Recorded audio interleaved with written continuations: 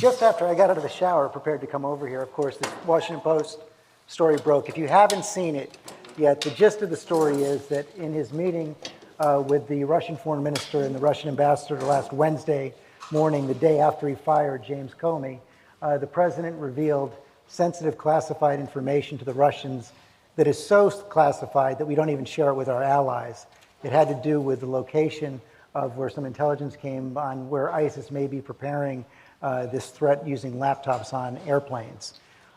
This was reported by the Washington Post at about 5:30 this afternoon. I'm sure your emails have blown up. I'll share one from our senior White House correspondent at 5:41. The scene right now in the West Wing is pretty chaotic. Reporters, more than a dozen of them, are camped outside Sean Spicer's office waiting for info on this extraordinary Post story. We believe Spicer and other West Wing aides are in the Oval Office. McMaster just turned a corner, ran smack into this group of reporters, every network, every major paper. He was shocked to see us and said, "This is the last place in the world I want to be." That was H.R. McMaster, the President's National Security Advisor. About 10 minutes after that, or 10 minutes ago, he has now put out a statement saying the Washington Post story is false, although as Jake will explain, it's a very careful denial. Dina Powell has said the same thing. So what I just want to start out with is someone who has worked at the highest levels of the U.S. government, national security, and was prepared to do so again. Just your impression when you got the alert. You know, it's the thing that's become so common in these first few months of the Trump administration are things that are at once totally shocking and totally predictable. Shocking that it could happen, and then you stop for a second and say, well, of course that happened, because it's not just predictable, actually it was predicted. We all sort of thought and talked about on the campaign trail Donald Trump's temperament. And the backdrop for this story, as reported in the Post, is that the reason this came out, the reason he talked about this highly sensitive intelligence was because he was bragging to the Russian ambassador and the Russian foreign minister that he gets the greatest intel, the best intel. I mean, you can't, that's as quoted in the story. So here you have someone compelled by a desire to impress or show anyone who is in his presence, that he's got something special going on, and it takes off the guardrails. So, just to put this in context, there are obviously various levels of classification, but when you're dealing with something so sensitive that whether or not you can actually even share it with your allies, the idea that he, in the context of just giving an example of the great intelligence he gets, would share that with the Russians is very strange. And when you put it in even larger context, which is that this was the day after he fired Jim Comey, because as he said on national television, he was getting tired of this whole Russia thing. That the very next day he brings these guys in and doesn't just smile for the cameras, doesn't just allow Russian state media in to take photos and sort of make a propaganda event out of them for Russia, but obviously now we know handed over this information.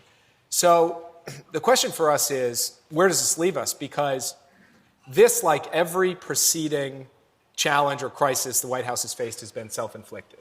They have yet to face, in any meaningful way, the kind of crisis that lands on a president's desk by outside forces.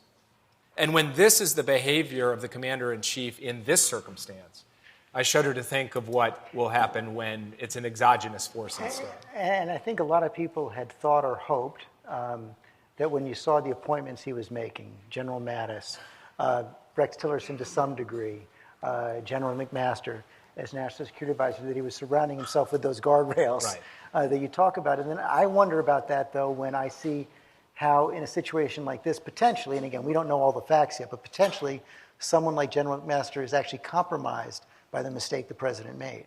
Well, it's interesting because a month or 6 weeks ago, the growing conventional wisdom in Washington was that this presidency was becoming normalized. It was becoming more conventional. That seems like ages ago. It was last month, really. And I think the basic problem with a thesis that says you can normalize a presidency through good staff appointments, and he has made some good staff appointments. I mean, General McMaster and General Mattis are both, and Secretary Mattis are both incredibly impressive public servants. But you cannot normalize a presidency when the president himself is not normal. Because at the end of the day, the president is the one who has to engage with foreign leaders, whether it's yelling at the Australian prime minister or not shaking Merkel's hand or giving sensitive intelligence to the Russians. It's the president who has to make the final calls on the big issues. And it's the president who sets both the cultural and institutional tone for the White House. And there's no avoiding that. And that is why I think that you're not going to succeed simply by surrounding him with good people. And the evidence of the last 6 weeks has borne that out. You talk about his relationships with foreign leaders. I was telling Tom, I was actually sitting with the president last Tuesday, about 3 hours before the FBI story broke. What he was obsessed with, which you would expect, is not only that he's the smartest person on healthcare, he knows more about healthcare than any other president, but his meeting with Angela Merkel. And he said, I shook her hand. I shook her hand. He's focused in on these small things that the press picks up on, but it was tied to the reason they were having some of us go down there, and this was preparation for his trip coming up this next week, where he's going to Saudi Arabia, Israel, and then on to the Vatican, and he's meeting with President Erdogan tomorrow. And to listen to the president and the people around him talk about this trip, they placed so much stock in their ability to succeed on the big issues with those countries, because with all those leaders, they say President Obama had a horrible personal relationship with all those leaders. He will have a great personal relationship. That's going to be the difference. Well, I'd start by saying if their main rationale for selecting these countries was that, then we can just call this the Screw You Obama Tour. And that's not a particularly good way to run a statecraft. Obviously, President Obama's relationship with Prime Minister Netanyahu had its ups and downs, I think is the technical term in diplomacy, had its challenges. But fundamentally, I think a lot of the ways in which President Trump perceives Obama's performance and his relationships from the past administration is basically by swallowing wholesale Fox News memes. Mm-hmm. So if you watch Fox News for 8 years, they say, Obama, horrible on Israel. Obama, terrible with our Gulf partners and allies. I mean, every night. So in Donald Trump's mind, this is the fact, when in fact the reality, I think, is considerably more complicated. Probably most complicated with Turkey, where President Obama and Prime Minister Erdogan, now President Erdogan, had a very good relationship that ended up getting frayed, not so much because their personal relationship got frayed, but because the strategic relationship between the United States and Turkey got frayed.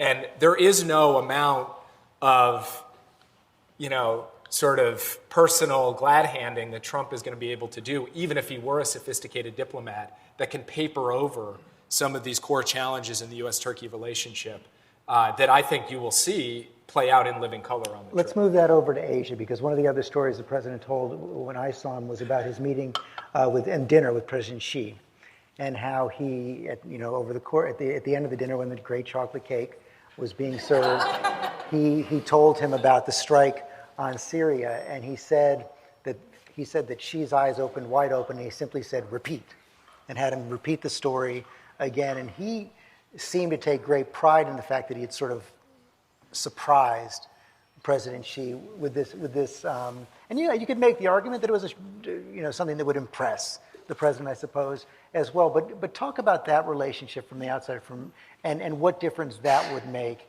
as the president approaches the broader palette of issues with China. Well, first of all, I think in order, as Danny Russell knows better than anyone in this room, having stewarded the U.S.-China relationship over the last 8 years, a good China policy requires a good Asia policy. And I'm not sure that Donald Trump fully understands that. He tends to think in highly personalized terms. So to the extent that he can have a good relationship with President Xi and the two of them get along, and he gets positive signals coming back and feels that President Xi is sending him, is showing him respect, in his mind, the U.S.-China relationship's going great guns. When in fact, big things are happening in the world. I mean, as we speak right now, they're wrapping up the One Belt, One Road summit with over 1,000 participants, 100 countries, 29 heads of state. And tectonic shifts are happening in the Asia Pacific that require what Secretary Schultz called constant gardening. And I think the way that President Trump has decided to approach this relationship is really to draw back and focus in on the personal. And then, from my perspective, he has essentially replaced an Asia policy with a North Korea policy. Well, that's what, I wanted to talk about that as well, because it's clear from what President Trump says publicly, what he says to people privately, that of every conversation he's had since he became president, probably that first one with President Obama, where President Obama talked about North Korea, has made more of a difference than any other. Yeah. And it's a significant issue.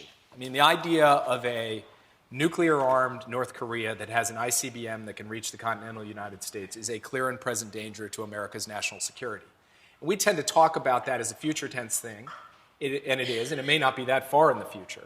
But in the present tense, North Korea has the capacity to do massive damage, not just to our allies, but to our own forward-deployed troop positions in the region as well. So it is a two-day, present, serious threat that needs to be dealt with. Setting aside some of the president's rhetoric, his, be honored to meet with Kim Jong-un, how different really is U.S. policy towards North Korea right now than it would have been had Secretary Clinton won? Not that different. And that's because U.S. policy towards North Korea right now is searching for a solution, which we would have been. Because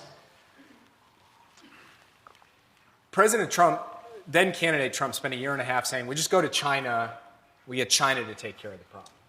The challenge with that is that Kim Jong-un, the president of North Korea, believes that nuclear weapons and an advanced missile program are existential to the regime. So he's no more likely to give them up than he would be to give up power himself. And the Chinese aren't going to be able to change that. Are they doing more now? Well, I think that kind of ebbs and flows. They'll put out an announcement saying we've cut off coal imports, and then coal ships will show up in North Korean harbors. You hear reports of things like them allowing cell service into parts of North Korea, which is an unprecedented step. So I would say their level of interest in imposing greater pressure on North Korea has grown over the years as they've seen the costs and consequences of North Korea's behavior. Because the more North Korea advances, the more the U.S., for lack of a better word, is getting up in China's grill. And so from China's perspective, they want to do something about this. However, I believe that if China had to choose between putting existential pressure on North Korea or letting North Korea get a nuclear-armed ICBM, they would allow the latter to happen. I would also say that I don't think that Mattis or McMaster or Trump have been able to answer the question, which I don't have an answer for either, so I don't blame them, but I think this is the nub of it, about how you get to a solution that does not either involve military action or North Korea having this capability. I don't think they've come up with a third way, and military action against North Korea is not a particularly appealing option, as many people in this room know well, nor is it appealing to acquiesce in North Korea. That provokes another question, because you've heard both Tillerson and the vice president say the era of strategic patience is over. Is it really over? Well, if the era of strategic patience being over means motion, but not real movement on the policy, there's been a lot of motion over the last few months. I mean, a lot of kicking things up and statements made and trips to the DMZ and so forth. But in terms of movement in actively changing U.S. policy towards North Korea, I have not seen it yet. Do I rule out that they would use military force against North Korea? I don't. Do I think it's likely? No. And what impact does the president's statement, I guess it was 10 days ago now, that South Korea is going to have to pay for that THAAD missile defense have? It clearly had a little bit of impact on the election rhetoric in South Korea. Any lasting consequence? Well, I think there will only be lasting consequences. This is an interesting point about the guardrails that you raised earlier, because reportedly both Tillerson and McMaster sort of maneuvered it to get that back in a box in a way. And the president was angry at McMaster. The president really didn't like that, because there is not really a core or a center to the philosophy of Trump when it comes to foreign policy. But the closest thing to it is this zero-sum mentality, which is a sharp departure from Republican and Democratic presidents going back to 1945. I mean, starting in 1945, we were investing tens of billions of dollars to rebuild Europe and Japan, thinking that their gain, net is our gain too. Trump sort of sees things on a balance ledger. If we're giving South Korea $1 billion, that comes at $1 billion cost to us, and doesn't see the net positive benefits that we derive from it. That seems to be deeply ingrained in his view.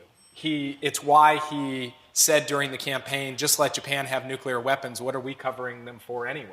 It's why he talks about NATO being obsolete because we're picking up too much of the tab.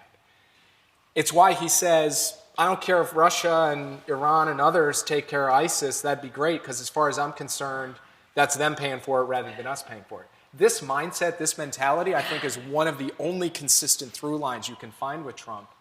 I think it's deeply dangerous because the thing that has set American leadership apart over the last 70 years is that we have not operated according to a zero-sum logic. And had we, I think the odds that we would have ended up back in a series of conflicts with much weaker partners and allies to be with us in them would have gone way up. Has he walked away a bit from that logic in his relationship overall with President Xi and China?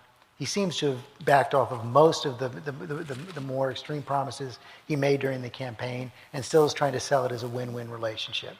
So it's interesting, and this goes to the personalization, because I think he has been quite impressionable when it comes to Xi. So Xi sits down with him and explains that China doesn't have as much leverage over North Korea as Xi thinks he does.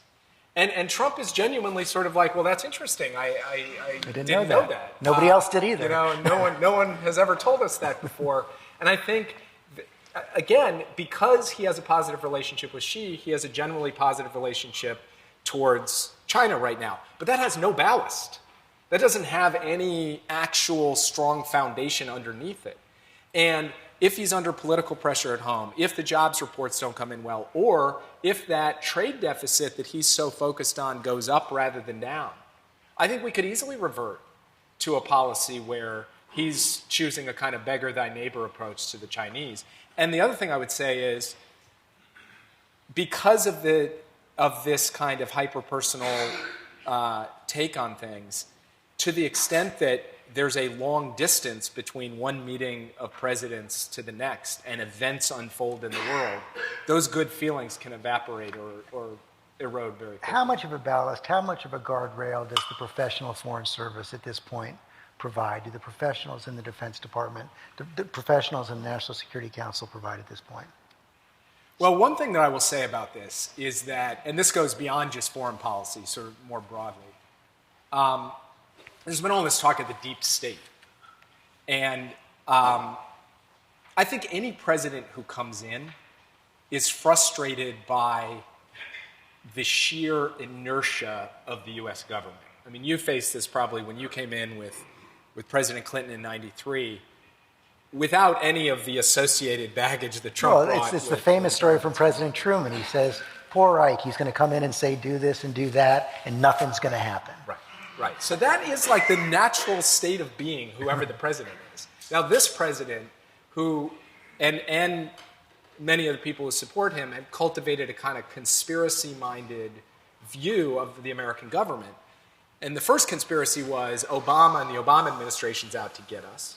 Well, now that he's gone, it's this bureaucracy, this deep state is out to get President Trump.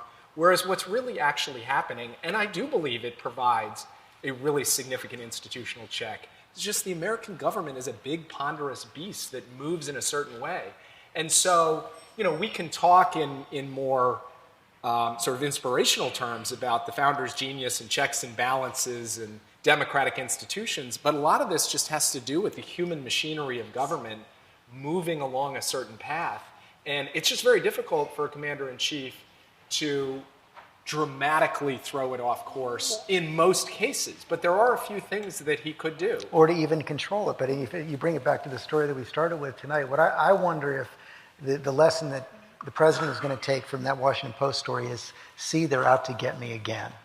And that you're going to be in this entire cycle of, you know, more leaks provoke more mistakes, provoke more leaks, provoke more mistakes, and who knows when it ends. Yeah. If you have a real breakdown in trust between the sort of professional national security establishment and the government and the commander-in-chief, that's uncharted territory. We've seen kind of precursors and preludes to it over the course of the past few months as he's taken after the intelligence community, but they've held it together.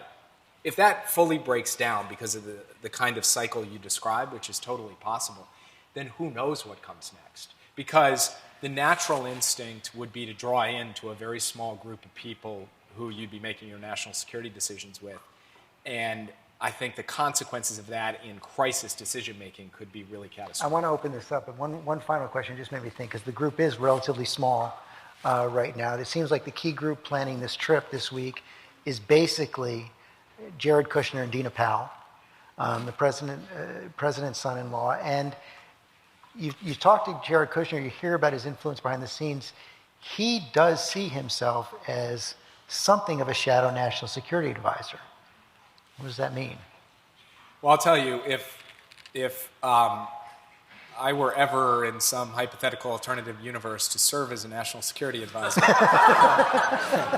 the concept of a shadow national security advisor would keep me up at night in a big way. I mean,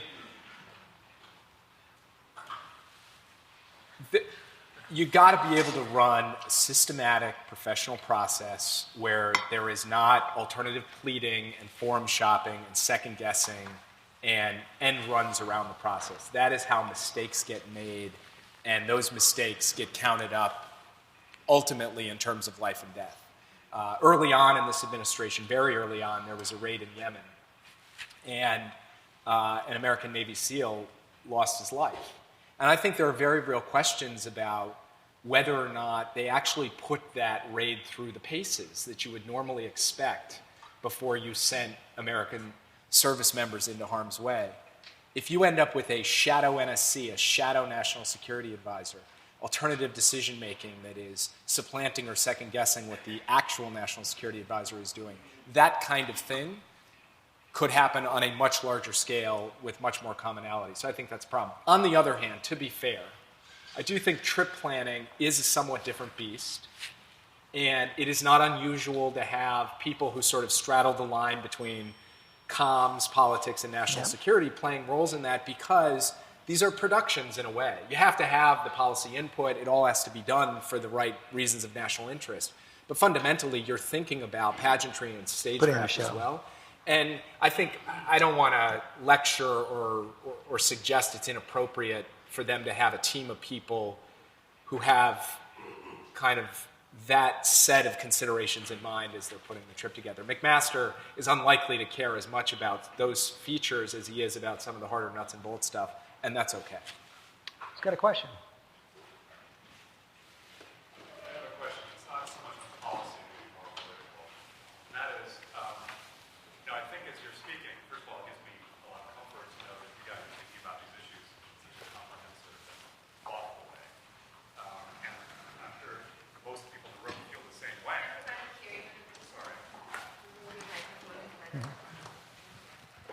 Sorry. Sorry. Yet, as I'm sure you're aware, if there's half or whatever, 45% of the country, if they were here in this room, they wouldn't be shaking their heads. They would be in vehement disagreement with everything you say without even really knowing why they are in vehement disagreement with it, I believe. And so I want to build to a question this way. So I was in finance around the time of the financial crisis. My brother called me at one point and said, "Do you realize this country hates you? They hate you personally." And I said, "Well, they shouldn't. Here's why they shouldn't. And that's wrong." And he said, there's nothing you can say that is going to make them not hate you. And so my question to you is, it seems to me the Republican Party has grasped this and has pivoted dramatically, and the Democrats have not. So I wonder if you could respond to that. I'll respond to it as a member of the press first, and then maybe take on the party. I mean, I think, first of all, you're right. I think you're overstating, the numbers there. I think that group is probably closer to 30%. Than 40%, that hardcore, whatever we say is fake news, is made up. But that said, they're immovable. I mean, they don't listen to us. To the extent they listen to us, they think we're lying. And I think it's a mug's game to even try to appeal to them. I think that it would actually is a bit of a trap, because our job is basically just to do the best we can to be accurate. And if a president or administration is doing things like consistently not telling the truth, simply pointing it out and letting the chips fall. But it is a real problem, in that I think it means that things that never used to hold, where I think it's very conceivable that the president can survive, perhaps not thrive, at an approval rating consistently of 40%, 30, 35%, and it won't make much of a difference at all to his real political. It may not even cost him in the midterms. We don't know the answer to that yet, but that's a real issue right now because the sides have gotten so locked up, and you've now got this feedback loop on the conservative side especially, where we're completely locked out. So I think it's a problem we actually struggle with every single day, don't have any good answers except pretty much right now to do our job. But I wonder if in some ways, the same dynamic starting to happen on the Democratic side. Well, I think, look, I mean, it's interesting you put the question in terms of parties, because I actually don't quite see it that way. Tom mentioned this dinner that we had with me and Max Boot. It was putatively a debate. We agreed on 95% of the issues. We most agreed that, like, Donald Trump would be a disaster as commander-in-chief, right? Rubio, Clinton, largely in the mainstream of a bipartisan foreign policy dating back several decades. And what's the core of that foreign policy? It is a notion that the United States plays a unique leadership role in the world, that is generally a positive thing, and that provides benefits to us, and in that positive sun mindset I was talking about before, helps others too. That's kind of the core argument. That is the argument that is currently being challenged on the right. I wouldn't say it's the whole Republican Party, it's the Trump core, and on the left. And that is not too far off from where Bernie and a lot of people who supported Bernie sort of think, what is this all about? And the problem that we have is that the Cold War provided a great rationale for American exceptionalism and American global leadership. For the last 25 years, we've kind of been running on a dwindling tank, and now the tank's basically empty. And so the question is, what is a new American exceptionalism that actually accounts for the fact that people have legitimate questions about what is going on with our foreign policy? And I would argue, unlike maybe you did to was it your brother? I wouldn't say they're wrong, they're wrong, they're wrong. In some ways, they are not wrong. That there has become a degree to which American foreign policy has been disconnected from the main thing, the big problem, which is where is growth and jobs going to come from, not just in our advanced economy, but in every advanced economy. And I think that American leadership aimed at solving that problem for our people and setting an example for the world has to become core to what we do. And by the way, that's not just about international economic policy. Why have a rebalance to the Asia-Pacific? In part because much of the history of the 21st century economy is going to be written in the Asia-Pacific. So our overall national security priorities have to be built in a certain way along these lines. So I think the prize is going to go to the internationalist, not who gives a history lesson about what happened 70 years ago, or just kind of talks generally instrumentally about the benefits of global cooperation and so forth, but someone who speaks to the unique attributes of America, that we are a problem-solving people in a world full of problems, but that also gets focused on the problem that is preoccupying people. And that's not just a political statement. It's preoccupying them because it is the one and perhaps only existential threat to our way of life over time, the other being nuclear weapons. And so I'm actually quite passionate about this because we struggled with this for a year and a half on the campaign trail. I heard America First and thought, God, that's pretty good. Because who's not for America first, right? Like, who's for America second or third? But it immediately puts us on the defensive. And then I heard the arguments basically for retrenchment, for this zero-sum mentality. And I saw people nodding. And it was like, but wait. And then I realized we had not formulated the arguments because we really haven't had to. Romney and Obama didn't have this debate, this core debate. McCain and Obama certainly didn't have it. Clinton and Bush didn't have it. So now we're having it. And I think that the recipe I just laid out has got to be a core part of it, because I think the American people are sort of onto something. The last thing I'll say on this, I'm sorry to go on for so long, is Barack Obama and Donald Trump come from opposite ends of the temperamental, intellectual, and ethical spectrums, okay? But they actually converge on a couple of core points about American foreign policy.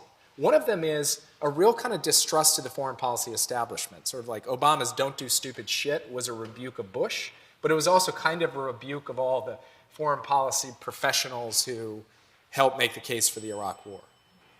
It was Obama who stood up and said, we need to do nation building at home, who would tell us in the Situation Room, you know, I'm the only guy in here who has to not just think about your extra billions for Kandahar, but actually has to think about the trade-offs against it.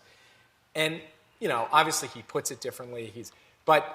He recognized this thing that, you know, is most assertively pushed at the right and left, but is sitting there, and I think we have to grapple with, without giving up our core proposition that securing and sustaining American global leadership in a positive some way is the only answer to succeeding in the 21st century. Probably a real question now whether, though, Trump's anti-establishment views will survive face-to-face encounters with the establishment. So far, they haven't necessarily. Right. The longer he's there, the more beholden he's become. Well, I mean, it's interesting in both domestic policy and in foreign policy. I mean, in domestic policy, the commanding heights of the economy are still held by the industries that he and Bernie and others were vilifying. And he's, I think, sort of recognizing that reality. So the way he's proceeded with his economic policy, the people he's put in these positions, don't really reflect a blow up the system kind of No, mentality. 3 of his top 6 advisors worked at Goldman Sachs. Right. That'd be a more succinct way of putting what I just said. So I want to take this last theme and pivot to domestic policy and think over the next decade or so. So my view is that we are in a transitional phase where once in a century transition where machines are basically displacing human beings at increasingly accelerated rates. And the nature of this displacement is that a generation is going to get lost in the shuffle.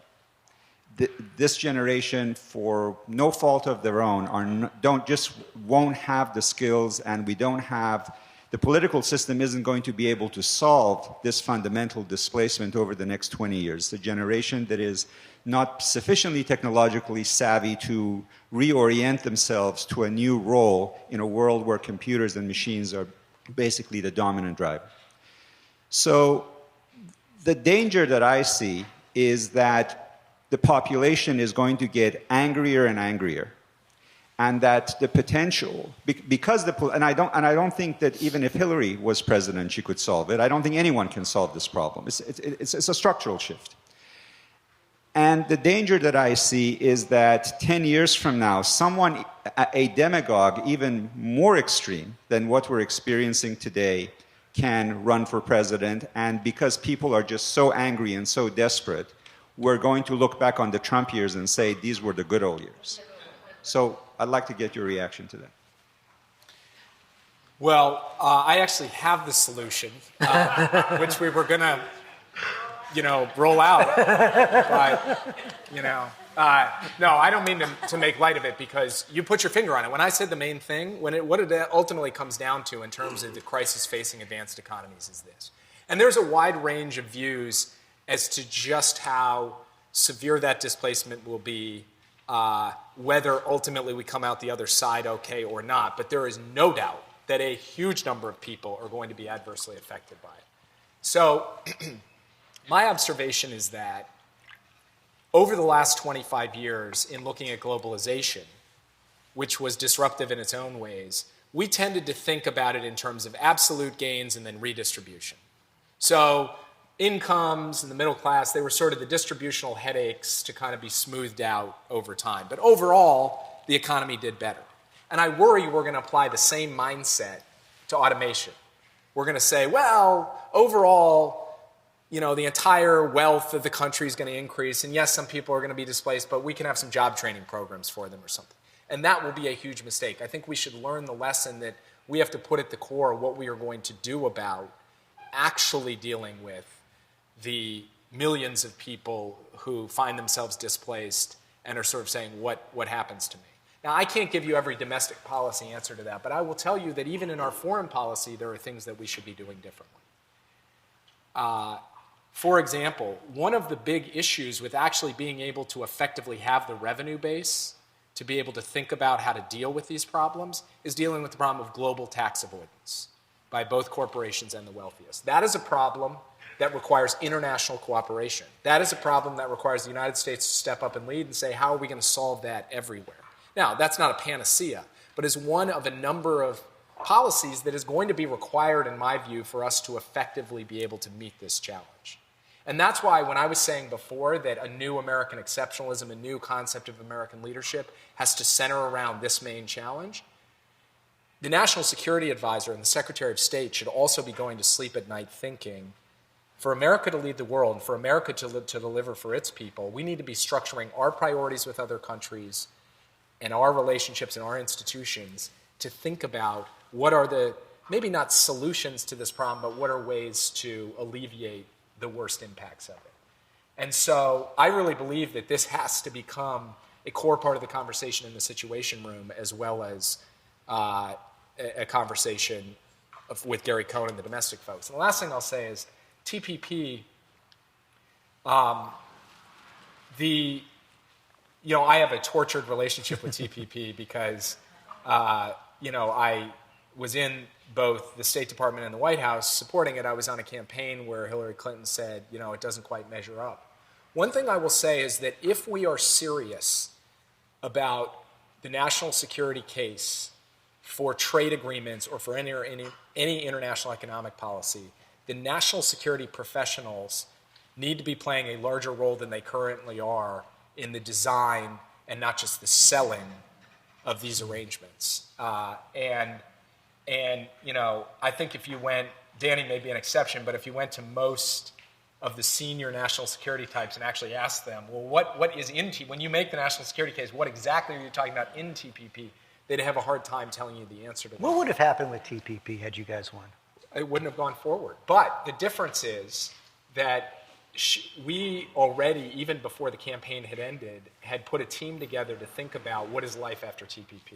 How do we go to every capital of every TPP trading partner and tell them we are going to come forward with an aggressive, affirmative economic policy that shows that the United States is still present? Obviously, it would have been a hit, but I don't think it would have been the vacuum that we see currently.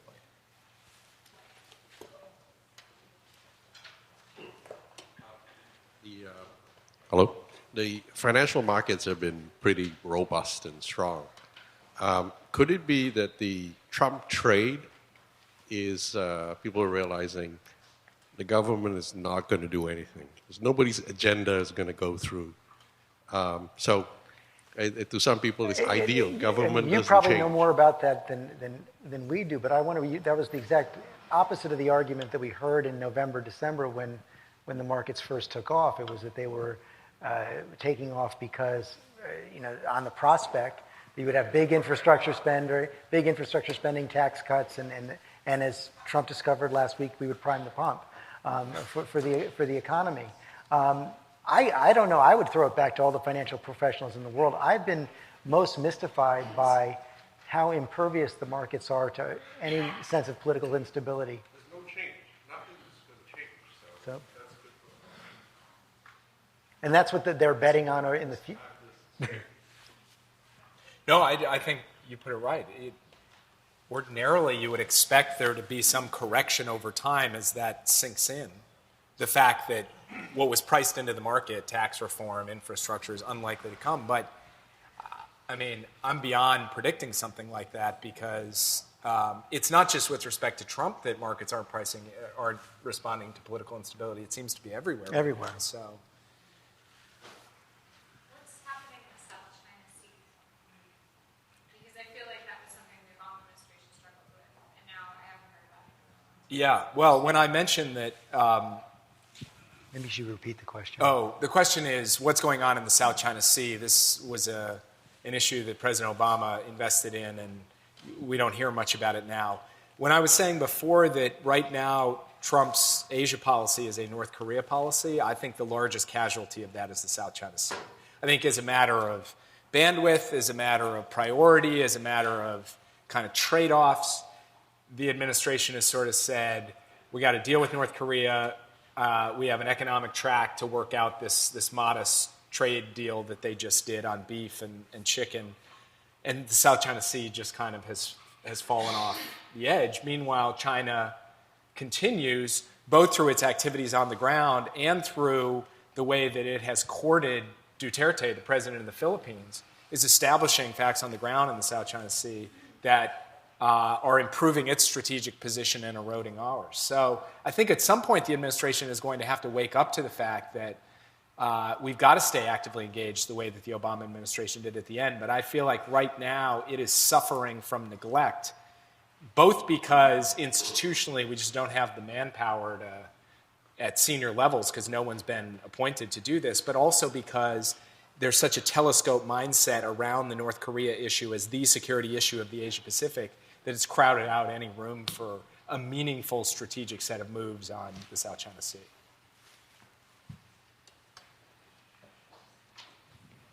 The word impeachment has been bandied about now, I think by pundits as well as politicians. And I'm wondering if you can forecast a trajectory as much as one can forecast a trajectory.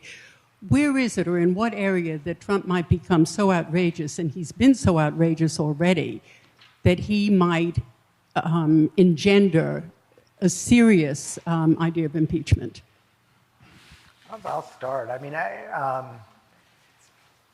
listen, it's hard to know. You can make an argument that there's enough on the table if there were a majority so inclined to at least draw up articles now. You could make an argument that the firing of James Comey is, on its face, something that is at least worthy of investigation. I've actually been very surprised that his apparent, I mean, you know, I think, again, worthy of investigation, violations of both of the emolument clauses of the Constitution right now, both in taking foreign money and getting benefits from state governments, how little attention that has gotten. Now, you have certain court cases that are proceeding right now, and it's possible that discovery will lead to more revelations there and could cause more serious problem. But bottom line, and you know, obviously, who knows where the FBI investigation of Russia and collusion will go. I mean, that could obviously lead to something.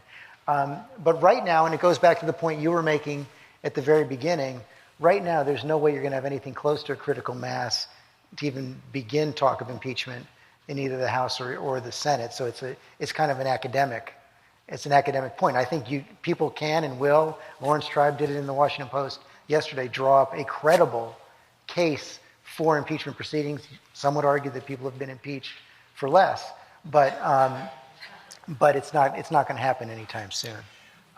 So I come at this with something of a bias, but maybe not the bias you think. I mean, I was on the campaign when a lot of people were saying he'll never make it through the primaries.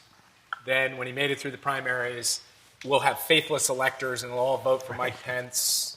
And then the Access Hollywood tape, well, surely that's the end of him, et cetera. So my basic view is the Republican Party has shown a remarkable capacity to stand by this guy through pretty much anything. And as long as that remains the case, then he will not be impeached. Even if there's, in my view, even if something crazy happens in 2018 and everything flips around, as long as the Republican Party holds with him, and all signs point to them doing so with very little kind of flaking at the margins, that's going to be how it is. But I believe that the nature and pace of potentially impeachable offenses is going to accelerate over the next 3 years because, especially on this corruption stuff, the emoluments, I don't even think, it's not even like they sit down and say, how do we go about skirting the law on this? I don't even think it enters their mind that there should be some separation between business and the White House. And so The president says that. the willingness of him and his family and the Kushner family to engage in this kind of behavior, I think, is just, it's like so instinctive and instinctual. We're just going to see more and more of it. And I think that will pile up and take its toll. But I have been disheartened by the willingness of the Republican Party to stand by him through some pretty egregious stuff. And I don't see that changing. And then even if you take it out to the next step, and even if the Democrats win in 2018, I think a lot of senior Democrats would say, do we really want to go down the road of impeachment? If he's so unpopular that he lost the House, I mean, do we want to make the mistake that someone argued Republicans made in 1998 and impeach Bill Clinton and lose seats in the House in their next election? They might feel that they're in a strong enough position that they don't have to go for impeachment.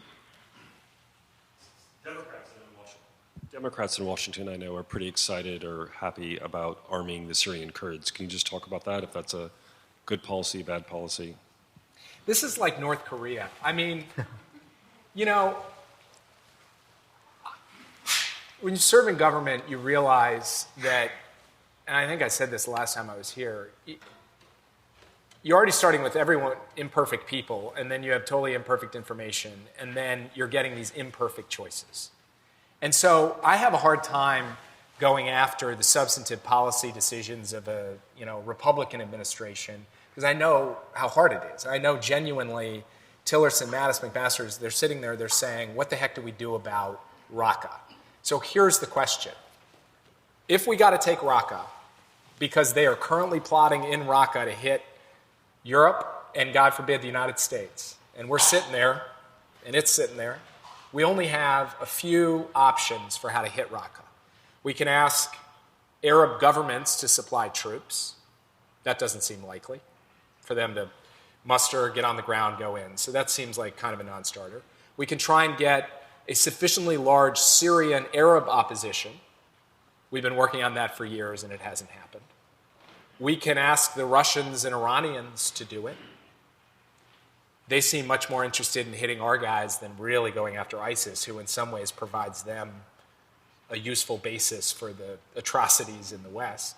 We could put in 10,000 US troops and go take it. Or we could do the Kurds. So doing the Kurds has all kinds of downsides. Downsides of what happens the day after in a city that is Arab, downsides with Erdogan and the Turks, but what is an alternative? The final alternative is do nothing and sit back. And I think what our European partners would tell us is if there is an attack in Paris in the next 2 months, or if there's an attack on the streets of the United States, and it was like, well, you had a credible fighting force to go take them out and you didn't, that's a hard thing for a leader to sit back and accept as a viable option. So I wouldn't cheerlead the decision to arm the Syrian Kurds or to get them ready for an operation to take Raqqa, but nor can I say that it is profoundly negligent because this is the land of lousy options. Wasn't that the last big decision Obama left on the table? So he went to Flynn reportedly and basically said, we have this decision teed up. We're prepared to move forward. Yeah. And Flynn said, let us run a process on this before we do so. So he was ready to do it. That's what I On basically the exact same logic I just laid out, and here we are 5 months later.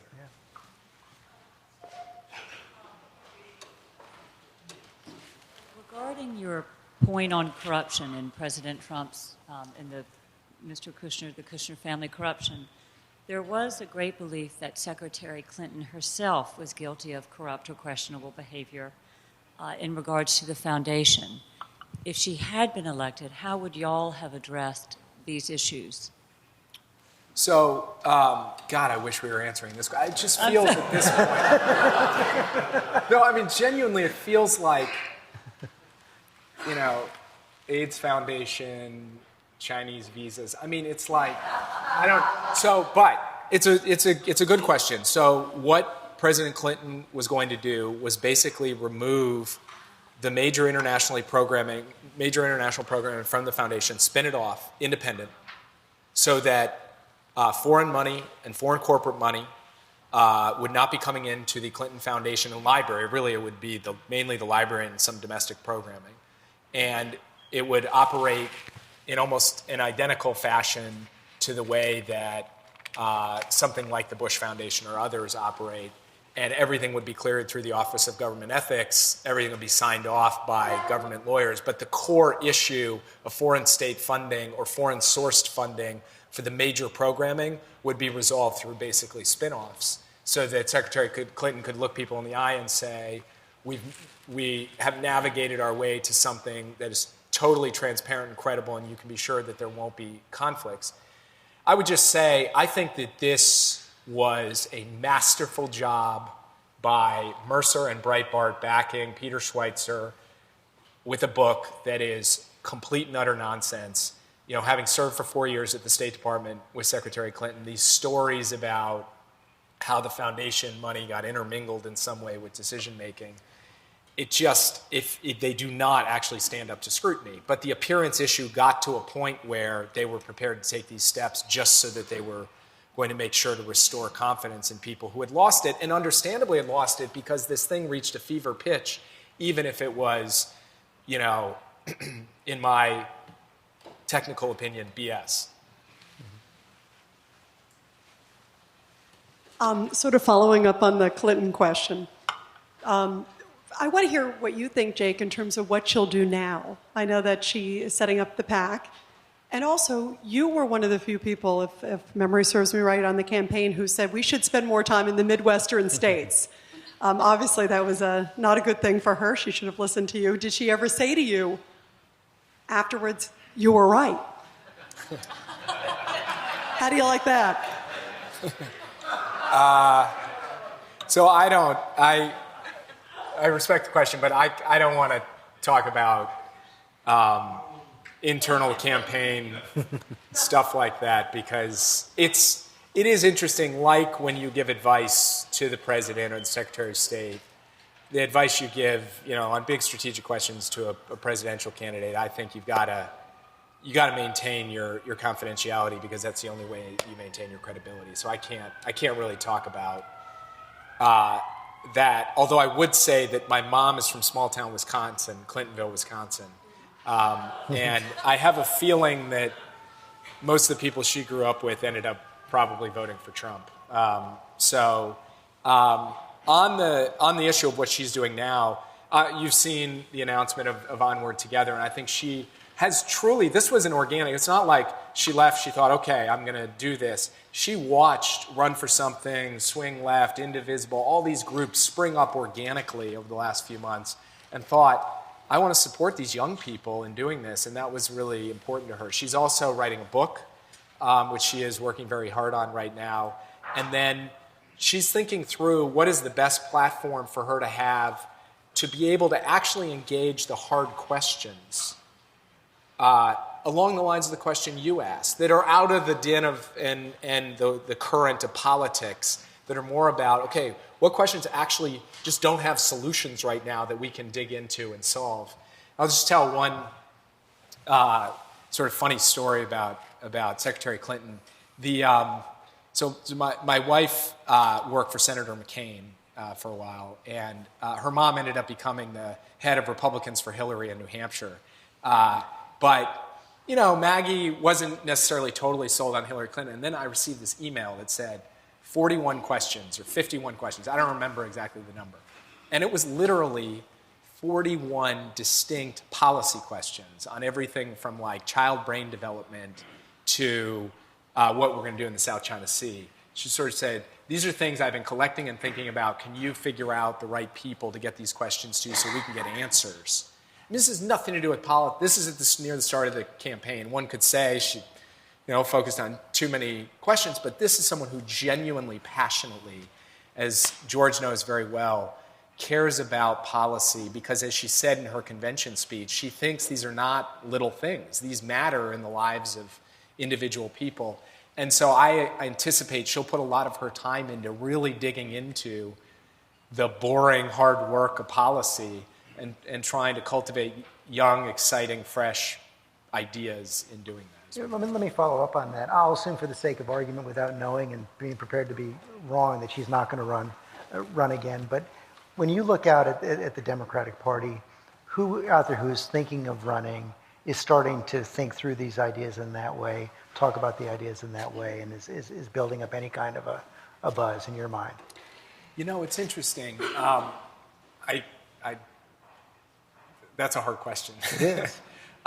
So one person who I actually think is really onto something with respect to the future of work is Mark Warner, who has started a program at the Aspen Institute that is asking hard questions about technology and automation, but even in parts of the economy that haven't been automated, that aren't part of the sharing economy, people are being moved from an employment relationship to a contract relationship with everything that entails. And what Warner is really trying to grapple with is, what is a progressive answer that rewards companies doing the right thing and holds accountable companies that are doing the wrong thing, on those kinds of questions that got no real airtime in this campaign. But then I think there's a lot of other people who are looking, if you went up to the Hill right now and you talk to Democratic senators or members, what's top of mind for them as far as the economy goes, they'd be talking about this automation issue in a way that nobody really was in the last election. And I've often wondered about why that is. I think part of it is that trade has a villain. It's China, it's Mexico, it's your job going somewhere. And robots haven't made particularly good villains.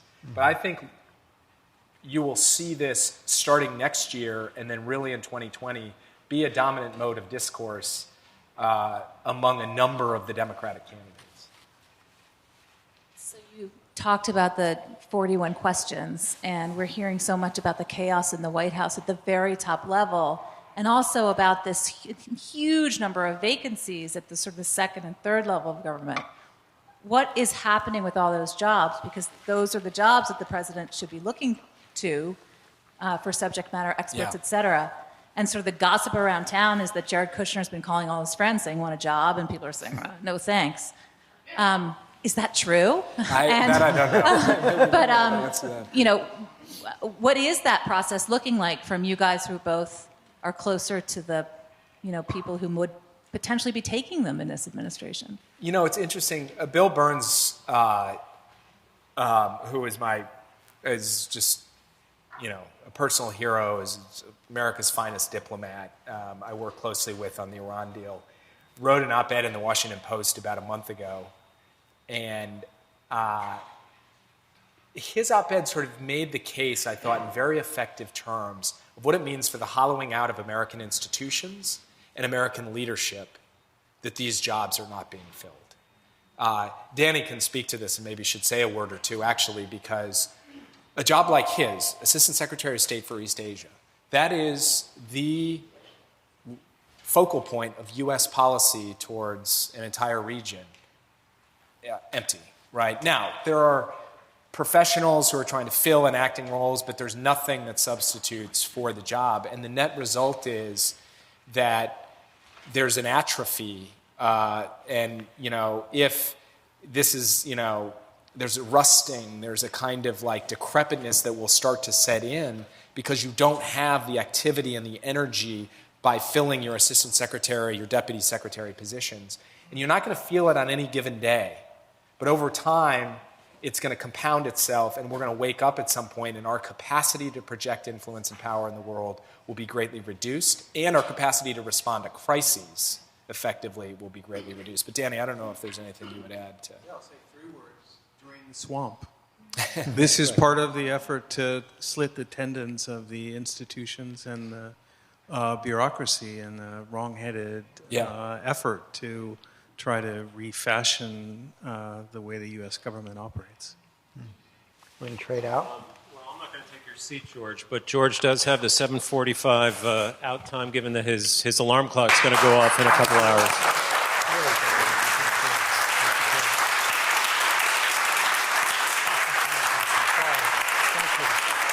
Okay to sit there? Should we?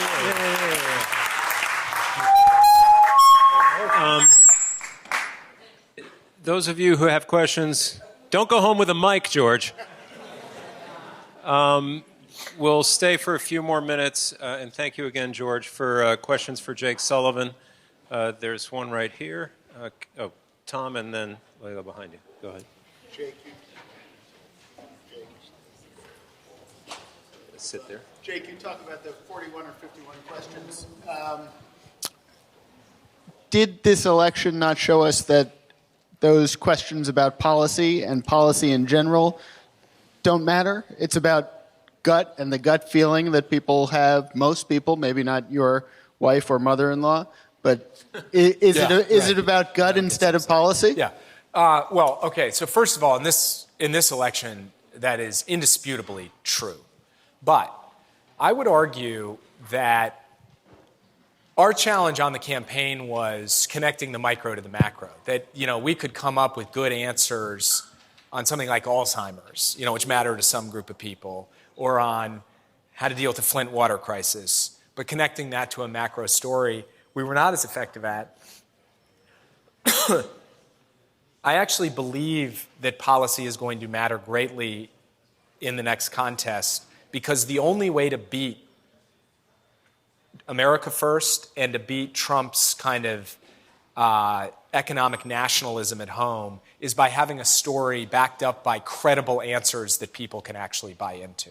So I basically think that the contest among the candidates for 2020 is going to be who can wrap effective, serious answers to the problems plaguing our country in a story that actually can sell, in a narrative that can sell, and then in an individual who can sell it. So Macron is able to sell his story in part because of who he is, a 38-year-old outsider. And I think someone else carrying a similar, that mantle similarly might not have been able to. So I'm not giving up on policy yet and saying it's going to go all gut, because I think if we decide to fight Trump just gut on gut, we're fighting with a hand tied behind our back, because I do think that in the end we have better answers. What we need is a narrative to be able to stitch them together. And part of the problem is that we don't have that narrative, in my view, because people haven't grappled with the actual problems. So Bernie had his story because he had grappled with a lot of these things. But a number of the candidates who are now rising for 2020 only just recently started thinking about these things. And whatever your gut capacity is, people see through that if you don't have a core base of what you're actually going to do about it. And so I think this work that the party is doing right now of actually trying to develop answers to these questions is hugely important. Just going back to the comment about the dysfunctional Washington scene and relating that to Mercer and what his philosophy is, how do you view the potential for a long-term existential threat to not just the U.S. Governmental system, but to the entire global system? Of what Mercer is, his philosophy, look, and how he's... You know, it's interesting. This is a problem that I can admire and I have no solution for, which is what to do about the fact that there has been so much segmentation of the consumption of news that we are coming close to living in completely parallel universes. That is a real threat to democracy, to strong democracy. And how do you reverse that? What do you do about that? I mean, it's not just Fox News versus MSNBC. It's Facebook feeds, it's talk radio, and now increasingly it's geographic, that people are moving and living near people who are like them. And when you layer on top of that a new divide, or a much more significant divide that emerged in this last election, which is the college-educated versus non-college-educated white voter, and being able to predict voting patterns for a guy like Trump versus someone like Hillary because of that. All of these things portend the pulling apart of the kind of basic fabric of our democratic polity. And I can only say that terrifies me. It is being accelerated, by the way, by the active efforts of the Mercers and the Russians and the right-wing media ecosystem, but only accelerated. The underlying dynamics are sort of more indigenous and fundamental. I just don't know. I mean, I was out at Facebook last week posing this question to them. And I hate to say this, but a big part of the reason why those platforms can be so readily adapted for these kind of negative purposes is their entire ad model is built in a certain way that reinforces this. And it's, you know, that's their business, but it's a big problem. So I'm not sure, but I know that this is a conversation that serious people need to have in technology, in politics, in economics, with experts, you know, across the spectrum who have looked at this problem, including people like Bob Putnam. But I'm very worried about it. I don't know how we get back from that. George was making the point, you just don't talk to 30% of people. And honestly, from a political strategy perspective, that's absolutely right. You just write them off and talk to everyone else. But from a human kind of, you know, we live in this country and we want to think we're all kind of buying into the same project. That's horrible, and we don't want that. And yet, what's to be done? I'm not sure. I go to, comments on Twitter and look, and I'm like, what if I like called the guy up and we went and sat down and talked it through? Would that make any difference? And maybe the answer is no, but it's something that just like congenitally really drives me crazy. I'm actually a former white supremacist. In the late 1980s, early 1990s, I was involved in hate groups for 7 years. Today I do consulting in counterviolent extremism. And my question originally was, I see Trump completely like shit-canning the idea of CVE and instead like insisting that if he clicks his heels 3 times and repeats radical Islamic terrorism often enough that ISIS will somehow go up in smoke. Right. Is he like that willfully ignorant of how that serves ISIS's purpose? Or is it, and does he have like the slightest understanding of how emboldening these far-right groups and the white supremacist groups also serves the purpose of ISIS? A lot of the work that I do is talking about the symbiosis between the radical Islamist groups and the far-right.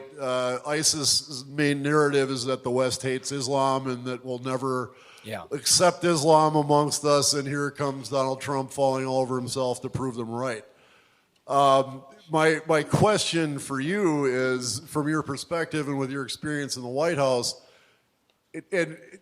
I kind of like to believe that Trump's all like kicking out these executive orders left and right, and not many of them are sticking. Not many of them are carrying down the line. But from what I've heard from DHS, that switch away from CVE in a broader sense towards this lone focus on Islam is very real. Mm-hmm. Do you concur that? And do you have anything to say other than General Mattis and McAllister to reassure us that it's not going to completely go off the rails? I just have to say for a second that I said this was a different evening.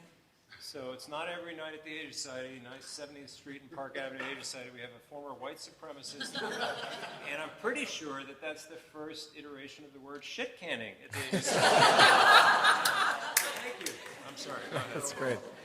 So, number one, Trump and the people around Trump have heard this argument, and they have categorically rejected it as some weenie, liberal, coddling BS, basically. So the idea that the Muslim ban, radical Islamic terrorism, the whole spate of things that helps create this cycle that you described, they're just like, that's all a whole bunch of your psychobabble, lefty nonsense. And you can't know the enemy until you can name the enemy.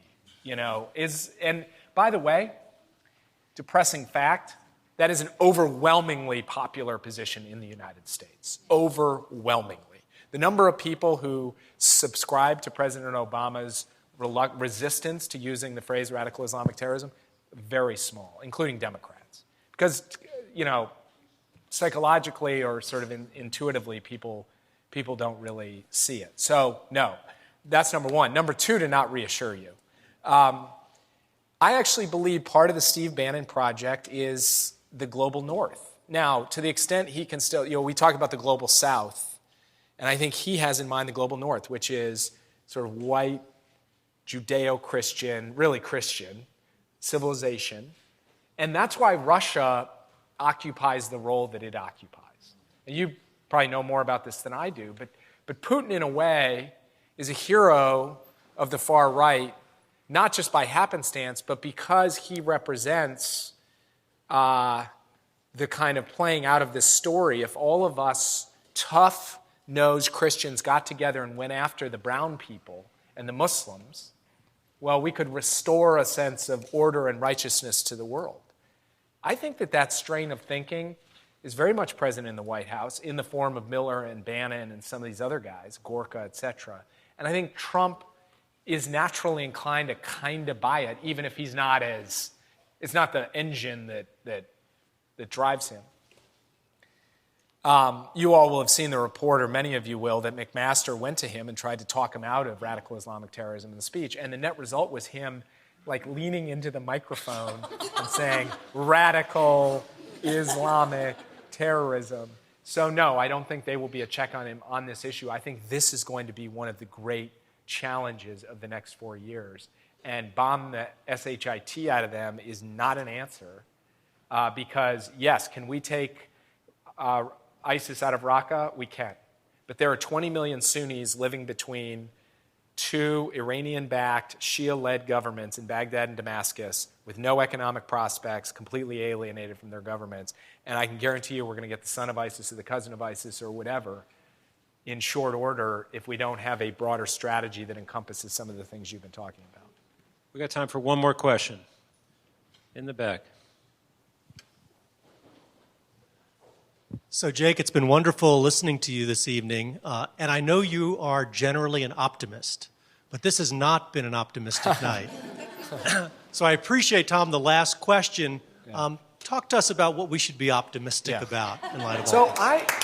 Okay, all right.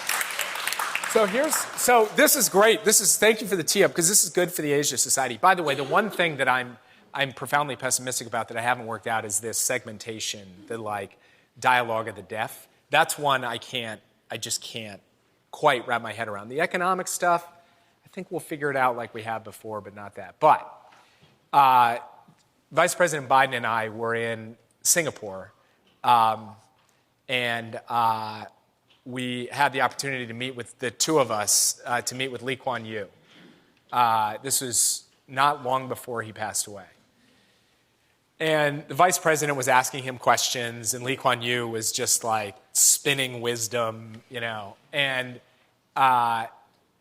so Biden says to Lee Kuan Yew, what are the Chinese up to? What are the Chinese up to right now? A very Joe Biden question, just like without missing a beat, Lee Kuan Yew says, that's easy.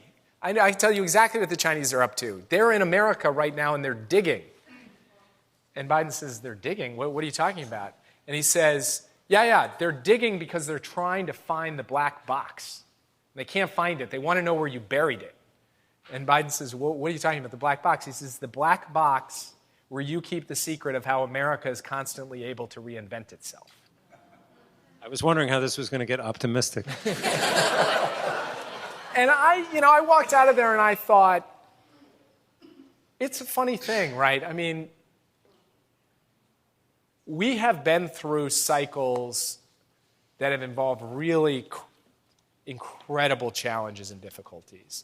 And we have taken steps back even as we've taken steps forward. But fundamentally, the United States does have this inherent capacity to see problems and say, we're going to figure out a solution to that problem. Whether that problem is sending a man to the moon or figuring out how if you're carrying 2 grocery bags, you can open the back of your SUV. We do it. We figure it out. And so I think in the end, Trump represents a really big step back, but only on a kind of arc of history that has involved steps forward and steps back, but basically points in the right direction. So that's what I can do for you in terms of optimism at the end of the year.